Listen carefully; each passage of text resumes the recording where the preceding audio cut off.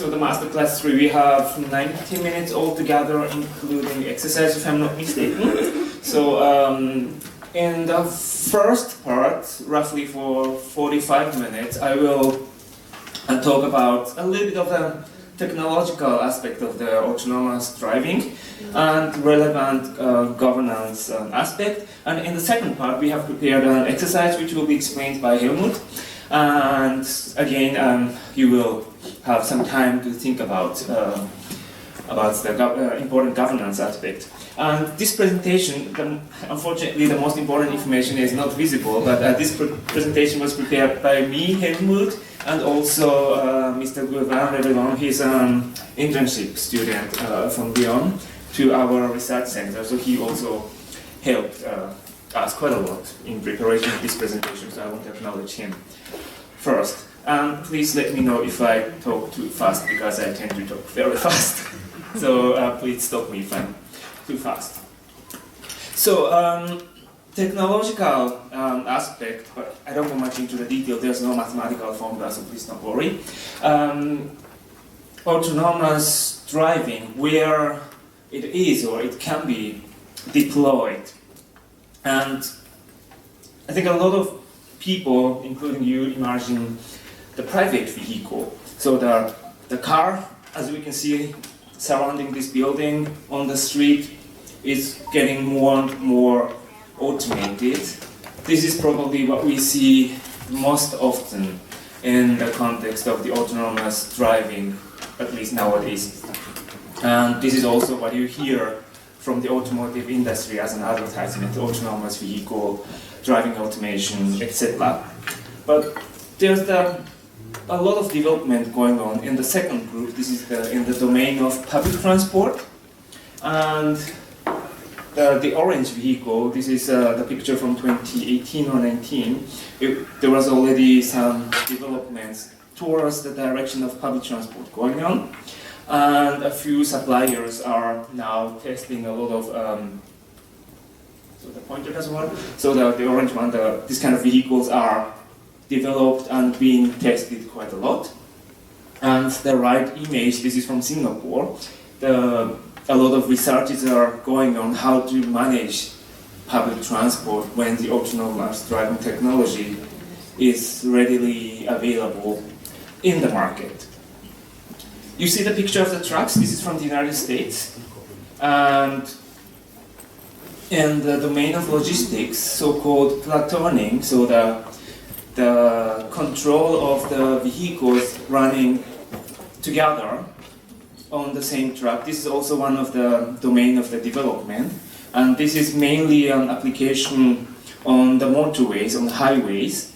But as you can see with this Singapore example, with this public transport picture, this same technology can be also applied to the public transport, so that the 3-4 buses are running together on the streets. This is something technologically sought nowadays, at least in the research.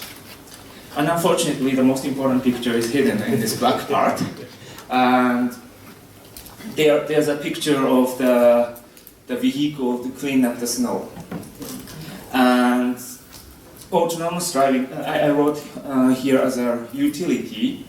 And autonomous driving doesn't mean that you carry persons or you carry goods, but a lot of municipal services could potentially also be much automated. And for example, the snow clearance for the larger municipalities in the colder regions is a big topic. It costs a lot, it needs a lot of human resource, but it's seasonal. And if it's automated, it's a great potential, especially in an uninhabited area surrounding the municipalities. So this kind of utility development is also going on. I have a picture from the motorway from Japan, but in the shared presentation you can see. This is one of the development direction of the autonomous technologies. Not only the snow clearance, but there are a lot of other potentials. For example, the inspection of the road can be to some extent automated, or perhaps the so-called reverse logistics, which is basically the collection of the garbages, the waste.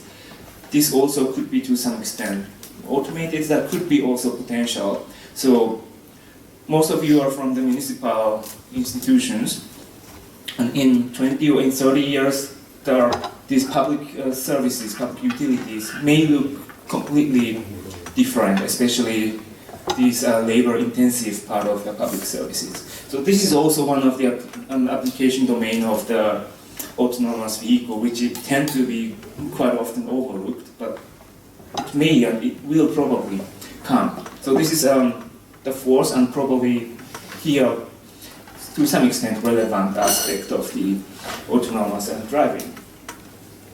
So these are the current development, but let's look back to the history.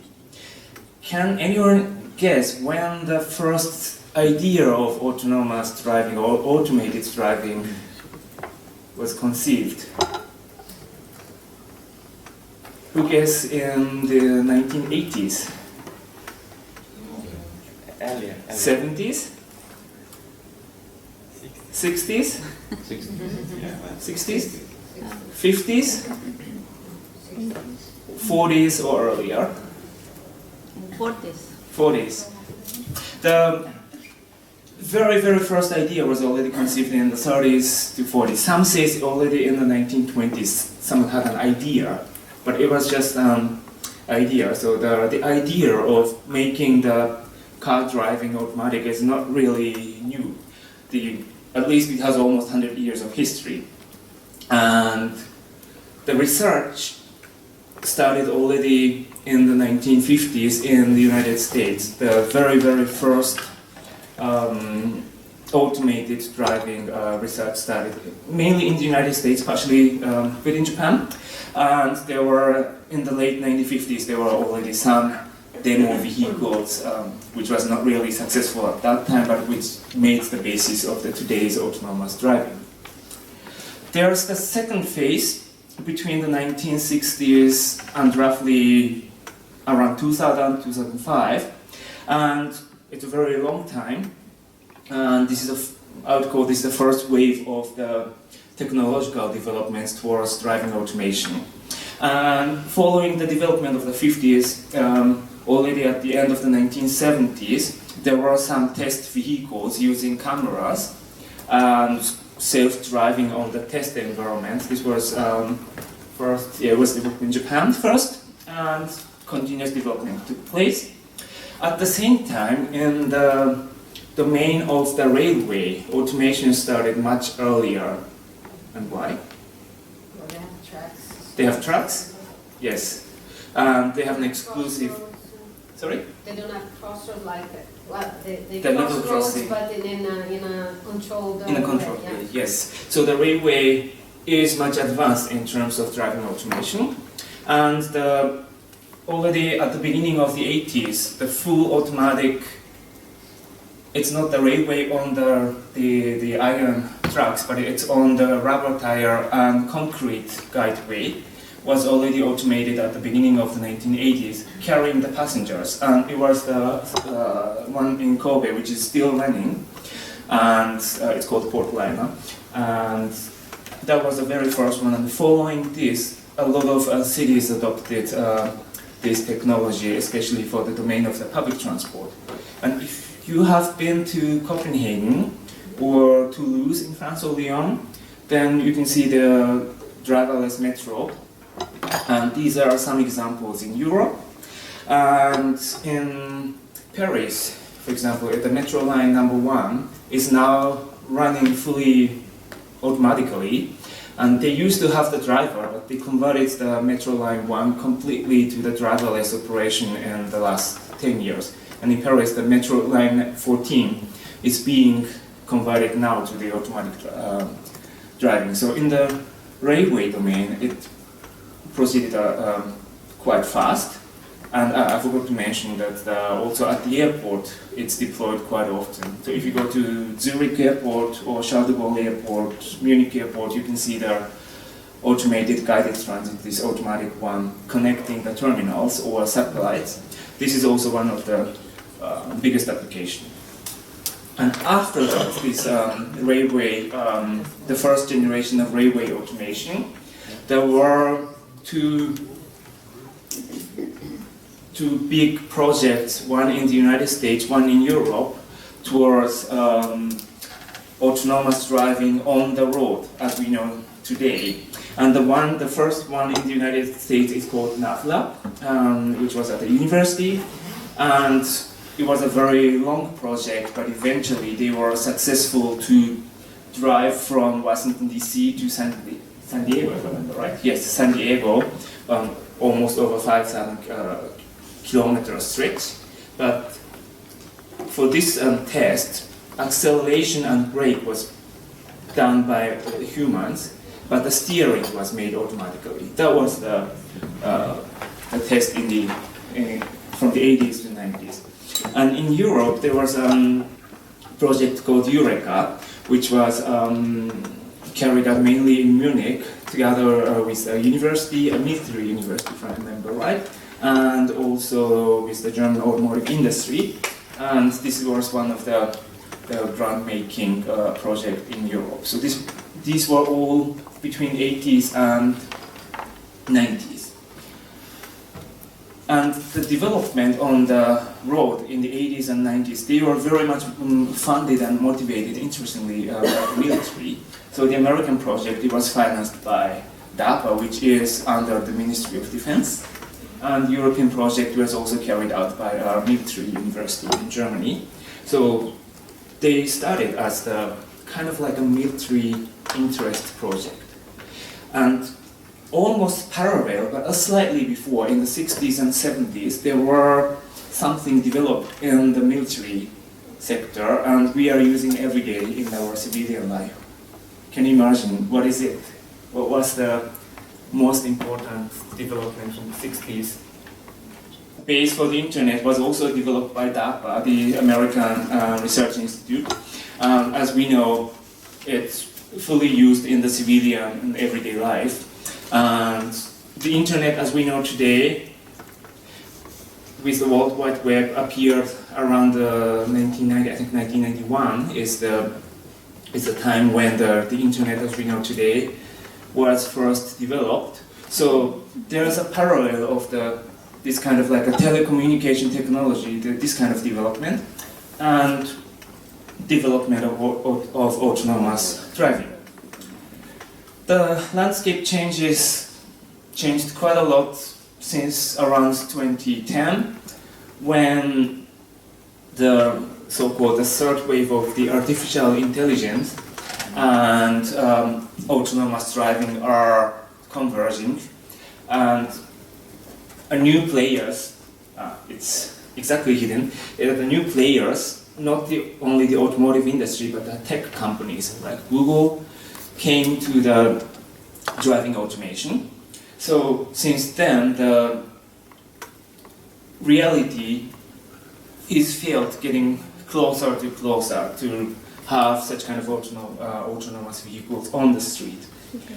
And there were some important administrative changes. In 2015, in several states of the United States, like Nevada, they allowed some test runs of autonomous vehicle on the public roads. It was already 8 years ago.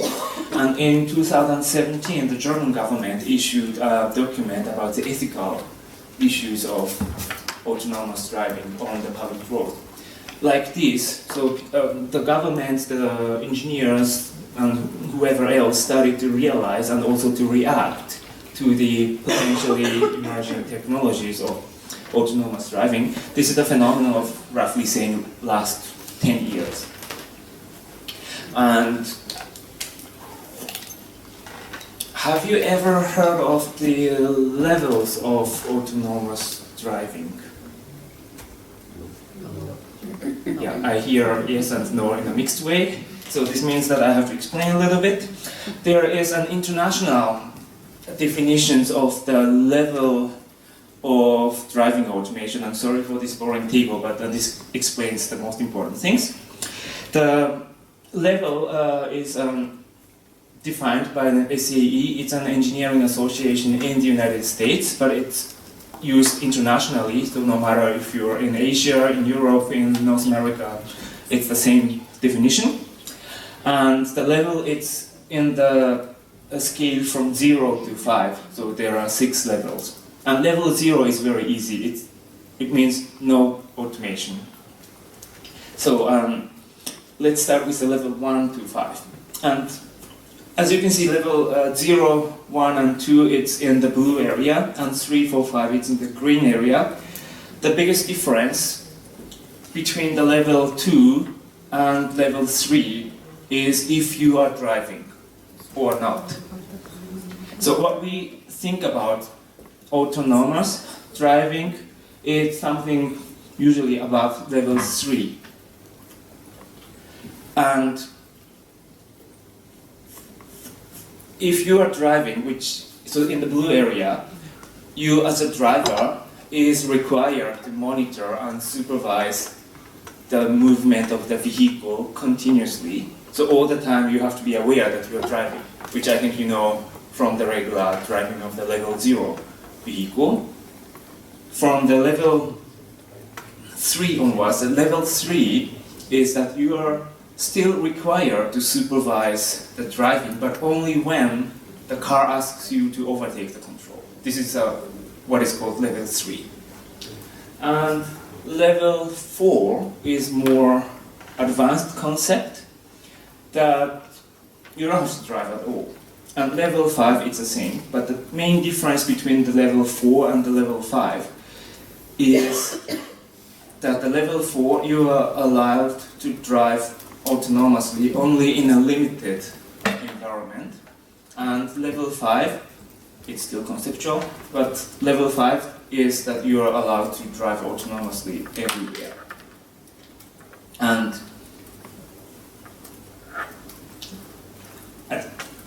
as you can see, the level 5 is very, very complex and very far away, and level 4 is not yet in the reality actually. And the level 3 autonomous vehicle already exists, as I will show you later. So currently we are on the border between the level 2 and level 3. And probably you have heard of the term autopilot from pretty well-known American automotive company. That's actually level 2. It's far from level 5. It's nothing I would call autonomous driving. And in the second column from the right-hand side, what kind of automation is there then in the different levels? And for example, the level 1, maybe you have seen the car helping the steering of the wheels, for example, to keep within the lane. That's kind of level 1 driving automation. And maybe you have seen some vehicle to brake automatically, which I think is now required in Europe, if I'm right, to have it. Yeah, this braking assistance is also a kind of level 1 automation. And if 2 or more things are combined at the same time, for example, steering and braking support, then it's conceived as level 2. So up to level 2, it's kind of readily available in the market. And level 3 is, like also together with level 4, it's automated driving under limited conditions where all requirements for the limited conditions are met. And nowadays, level 3 autonomous driving is available can be used on the motorway in to some extent. This is motorway is a limited condition which you have, for example, no pedestrian, which you have no like a crossing, and so on. So the level 3 autonomous driving is here. And level 4 it's similar, but level 5, as I mentioned, it's still conceptual, but driving anywhere, under any conditions, autonomously, which is not yet realized. And as I mentioned, there are some real-world examples. So up to level 2, you might have seen already existing. And the level 3 autonomous technology now, it's used is a so-called traffic jam chauffeur or traffic jam assistance, where car proceeds automatically in the traffic jam. And we are there. There's no commercially available level 4 or level 5 autonomous vehicle. So yesterday someone says that the technology is already there, but it's not the reality. It's still under development. Level 4 is being developed, but I'm not aware of any test or any development with level 5 in a real sense. So the level 5 is really far in the future. As I mentioned, the level 3 is already available. This is the traffic jam chauffeur. And what is happening is that with this traffic chauffeur mode, up to 60 kilometers per hour, so it's relatively slow on the motorway, the car goes more or less automatically following the preceding vehicle in front of you. And the first one was put into the market in 2021, 1.5 years ago. So this is very, very, very new. And here, to make it available to the market, the technology itself was not the determiner, but the international agreement, and I put the buzzword UNECE, that this is international committee settled under the United Nations to standardize the car-relevant technology and also other things, but they play a very important role to standardize the car-relevant issues. And in 2019, an agreement was made at an international level to change some international standard so that this level 3 driving is made possible on the real street in the real world. So it's very, very recent.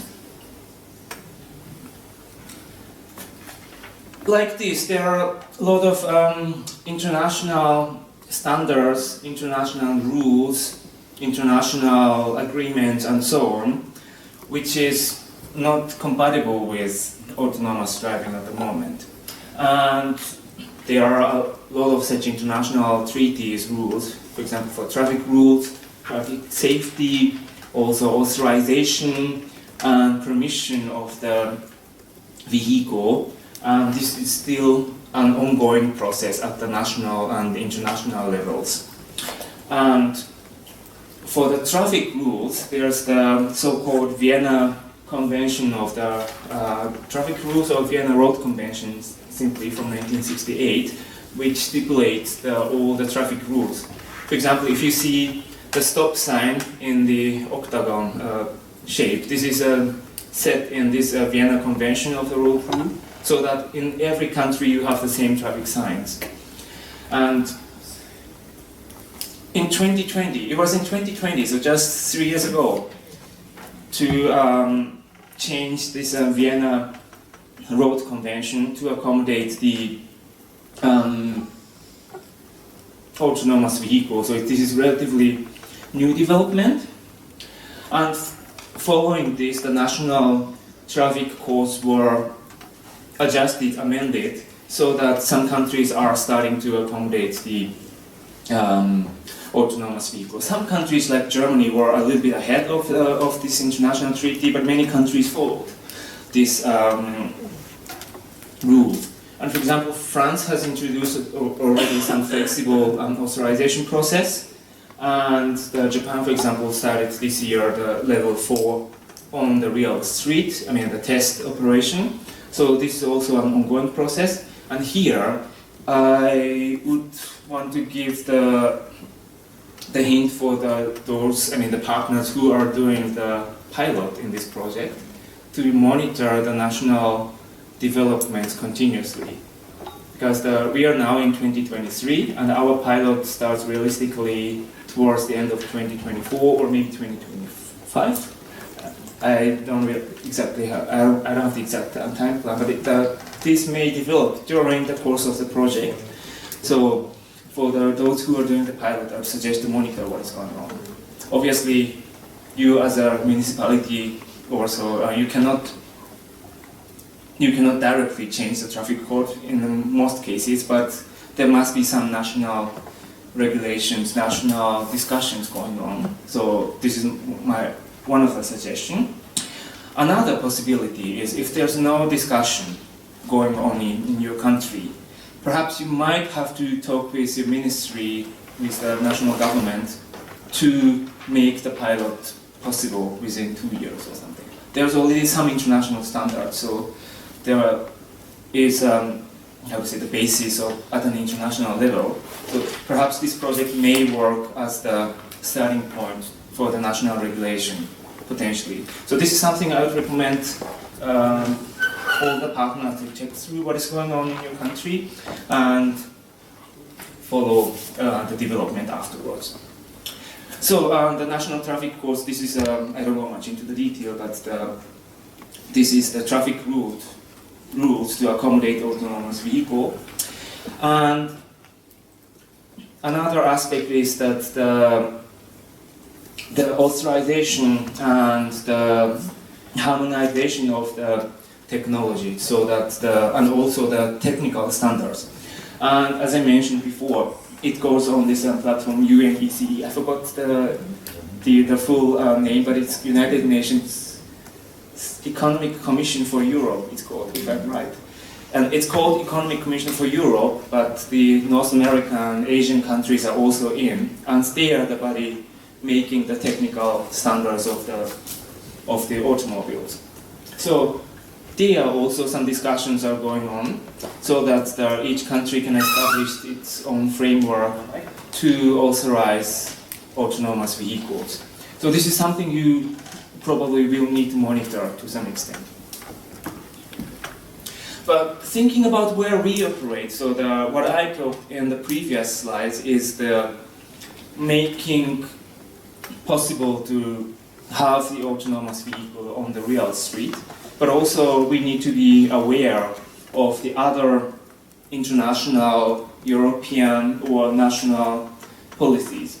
And there are a lot. For example, each country has kind of national transport policy, but also they are framing the transport policy. There are some important issues. For example, the climate goals or greenhouse gas emissions. There are clear goals set at the international level, at the European level, or at the national level. So many countries, including, if I'm right, also the EU's goal is carbon neutrality by 2050, if I'm right. Some countries targets 2040 carbon neutrality.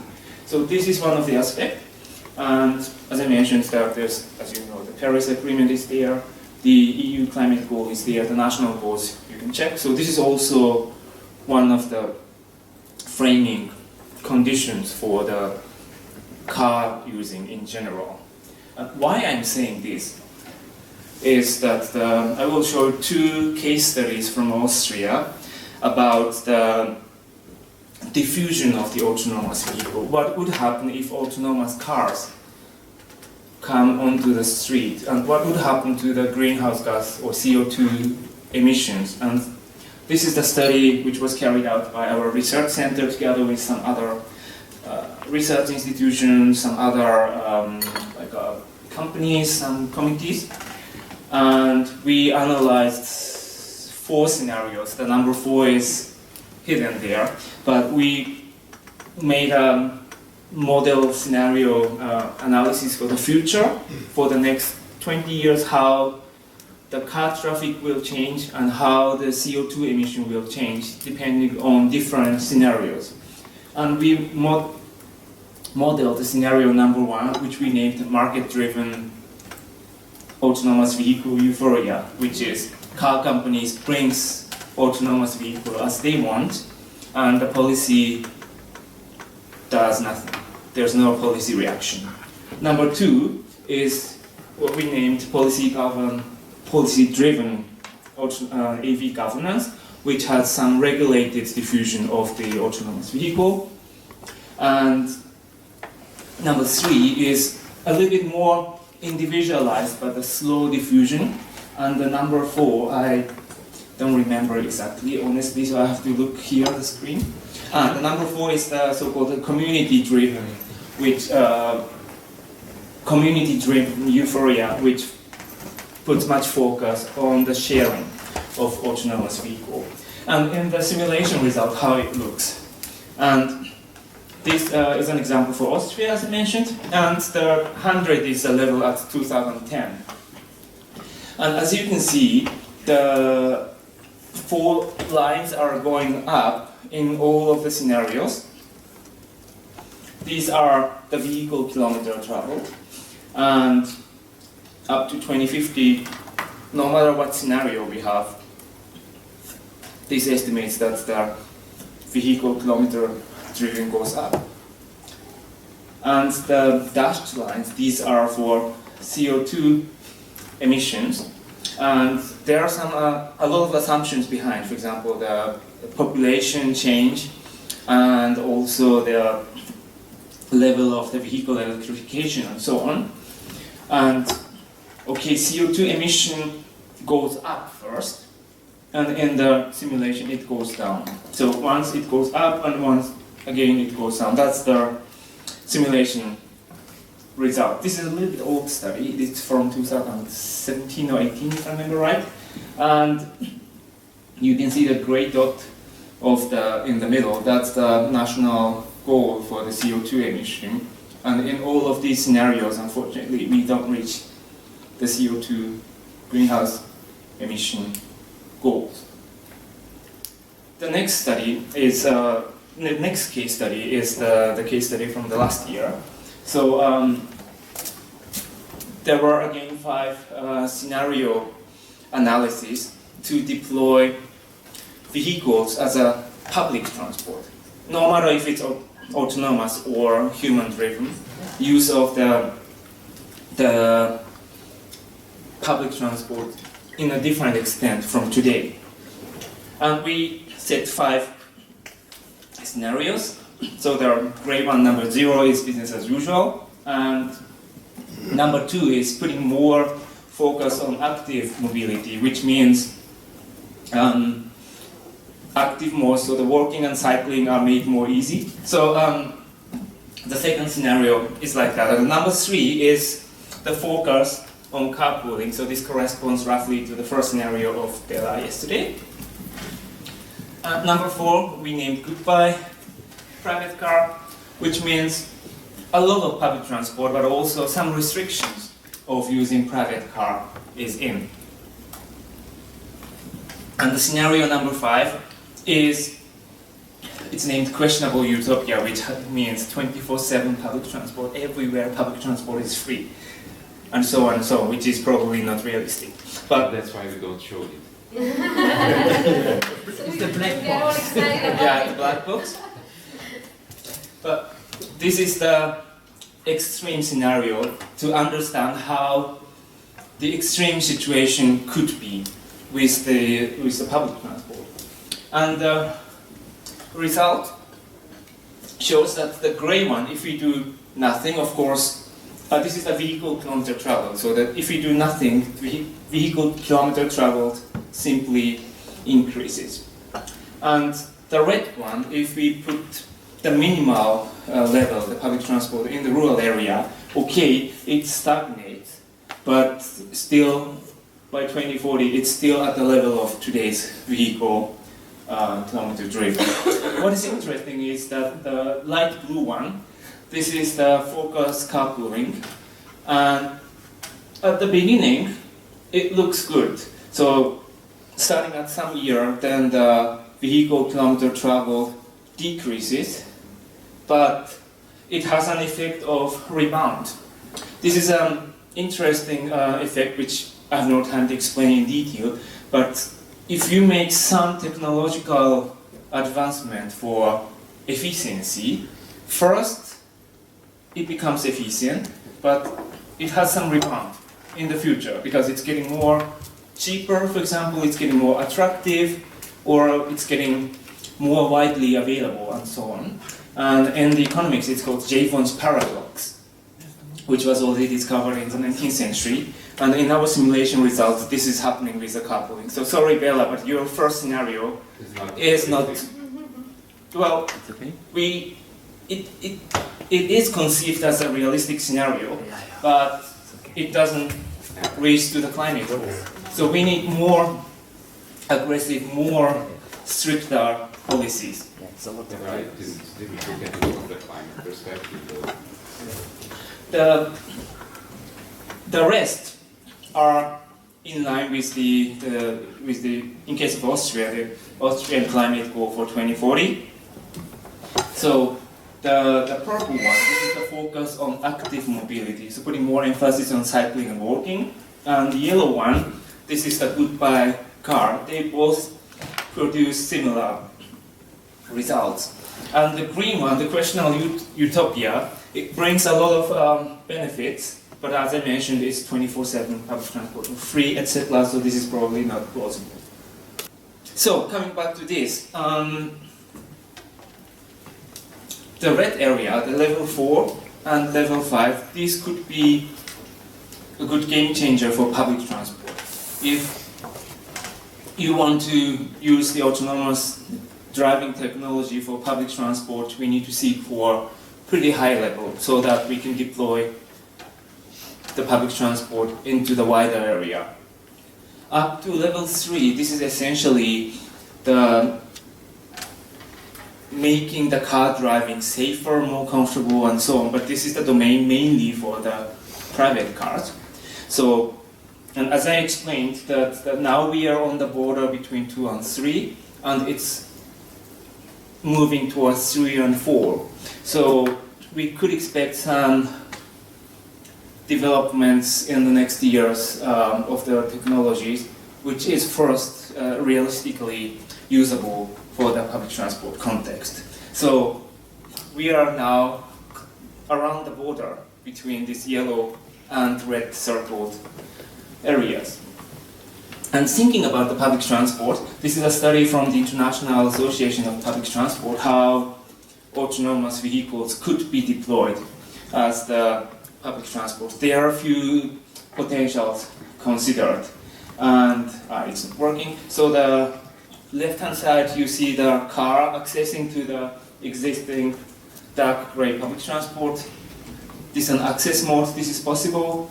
Perhaps you can use the autonomous vehicle, AV shuttle, to feed the public transport, as you can find in the middle.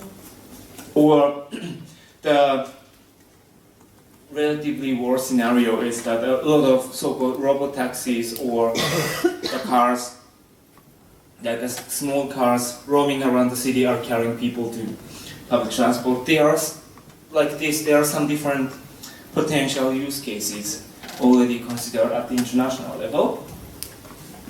And thinking about the development, so from the left-hand side towards the right-hand side, this is the level of automation from level 1 to 5. The 5 is again hidden.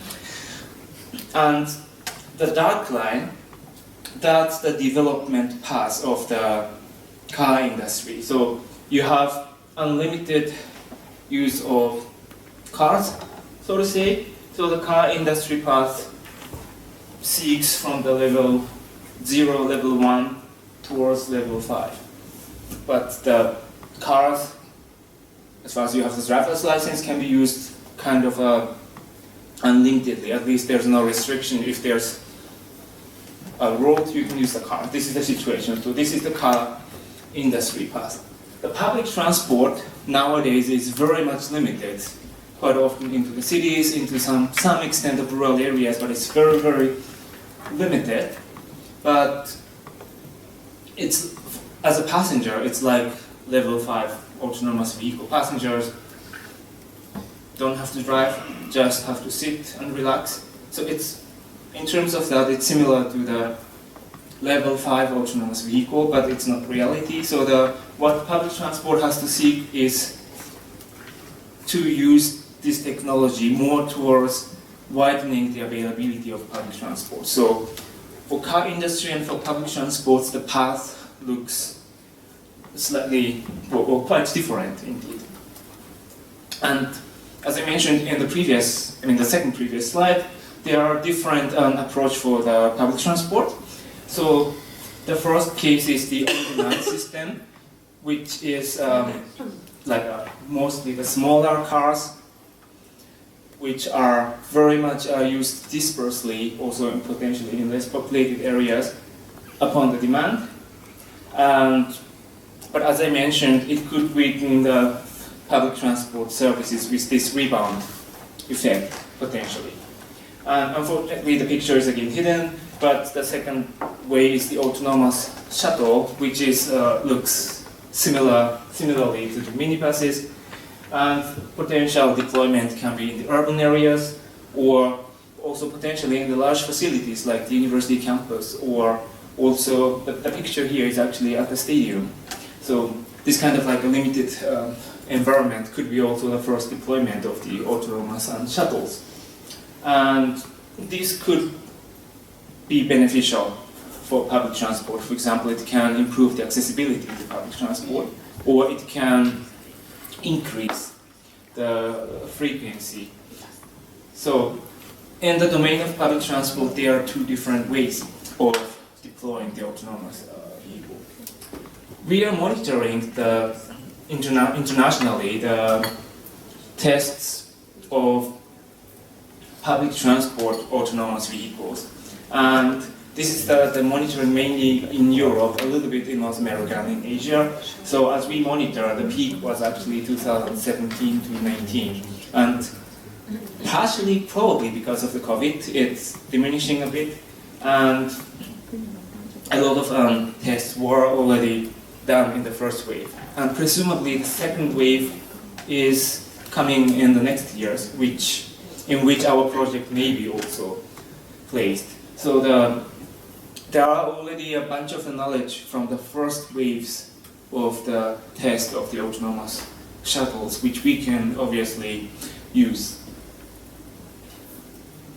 And these are the development, the perspectives, mainly at the international level or the national levels.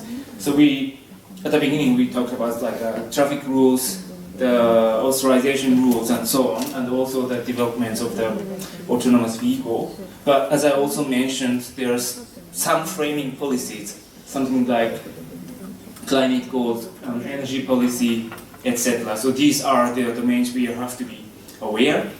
And as I mentioned, the public transport could be a very potential good domain where the autonomous driving technology can be deployed. But what about urban and local policy, which is unfortunately again hidden here? How can we as municipalities ensure that the autonomous vehicle does not deteriorate the urban environment with this increased number of the vehicles? So if we do nothing, if we don't react, as we saw in the model estimation, it could go up very rapidly. But also there's an issue which Bella already mentioned yesterday: how do we keep our future urban street also alive, not dominated by robots? This is also an important question for the municipalities. And the autonomous driving for private use, there are different opinions. Some say, okay, the autonomous driving could reduce traffic, which is not coherent with the model result, or some opinions that it's saying that autonomous driving is bad for the traffic, but at least the model result shows that the latter is more likely. And there are some studies, the traffic simulations, that as we already discussed yesterday, there might be potentially 0% empty vehicles roaming around the city, going back to the parking. And depending on the study, most of the study estimates that this only generates 8 to 20% more traffic. Some extreme studies say 100% more, which I don't believe that much. But most of the studies are in the range between 8 and 20% more traffic with the zero passenger roaming traffic in the city. Do we want this in your city? So this is something we have to think of.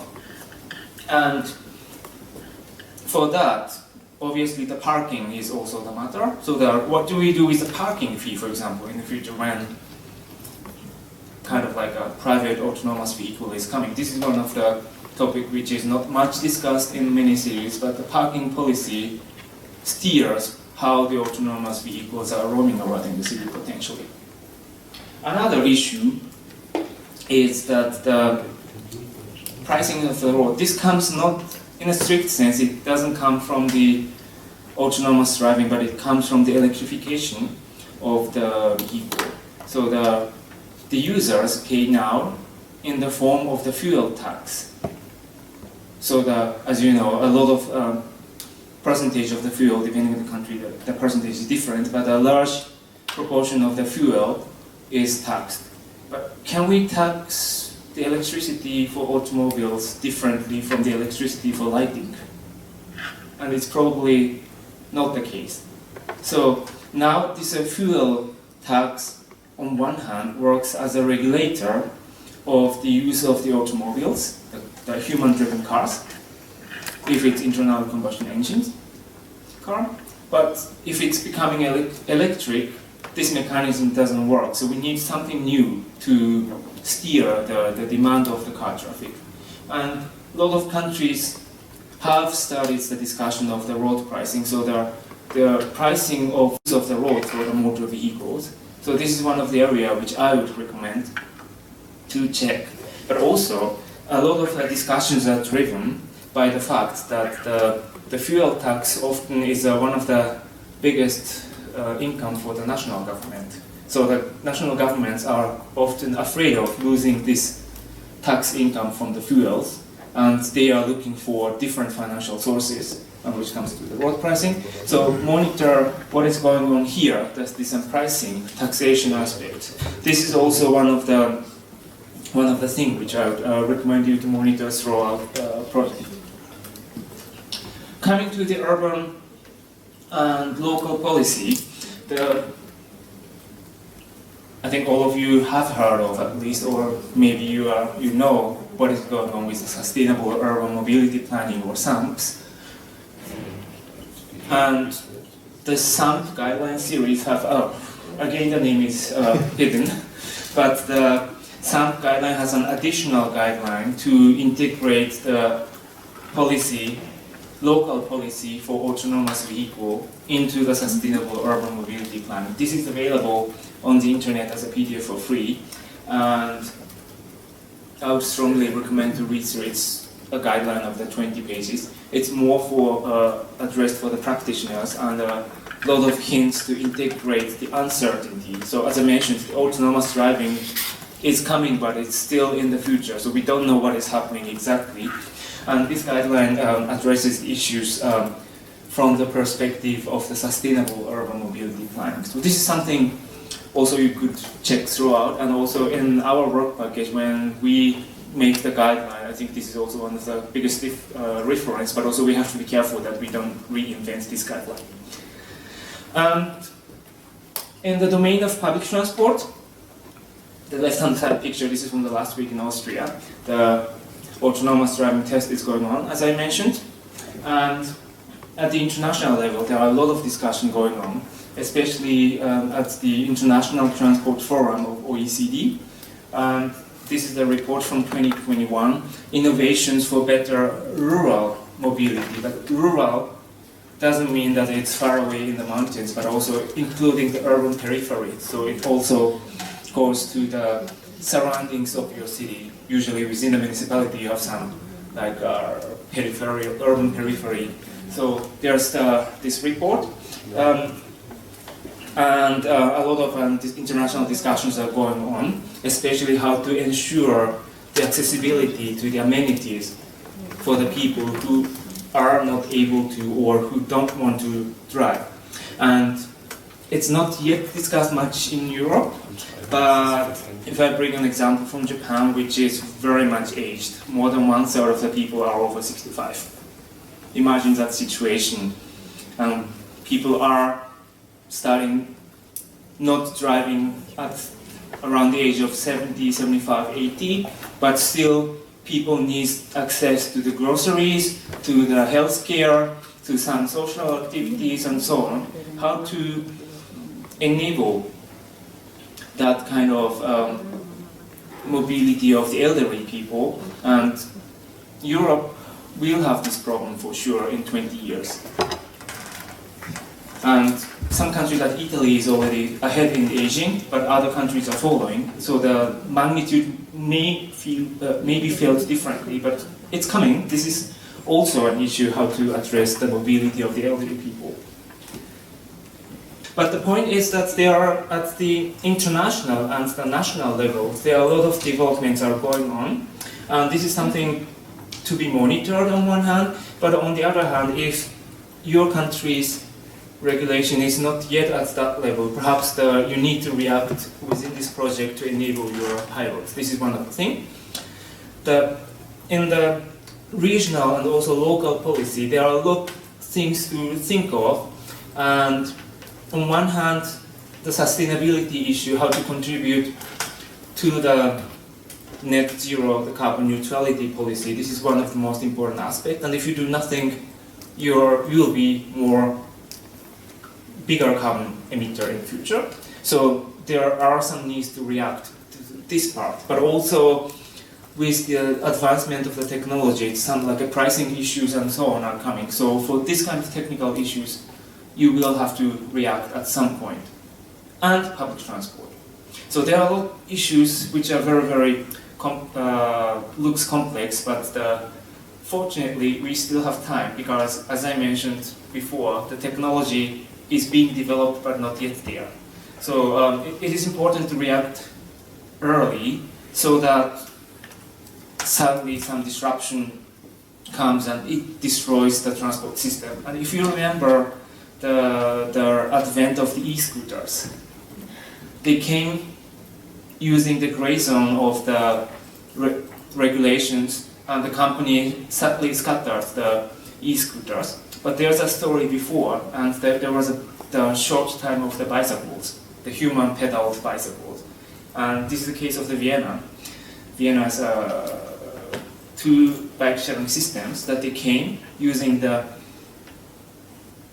gray zone of the regulation. So there are a lot of companies put the yellow and orange bikes on the street. Usually they are lying on the street in the domino. Throw them in the river. Yes, people threw them away in the river, and also sometimes the Vienna's this bicycle is found somewhere in the outside of the country, like I found it in Bosnia, the Vienna's shared bike once. So this was happening, but this was they used the gray zone of the regulation. But once the city implemented the regulation in a reacting way, just after a year, then they disappeared. And other cities learned from the failure from Vienna, and they put the regulations before they come. So these cities were managing more successfully, and they didn't have that kind of big problem like Vienna. So this is something we can learn out of this small-scale problem of the big-scale bike sharing. And the magnitude of the autonomous driving is much, much bigger, so the needs to react earlier is also bigger in a corresponding way.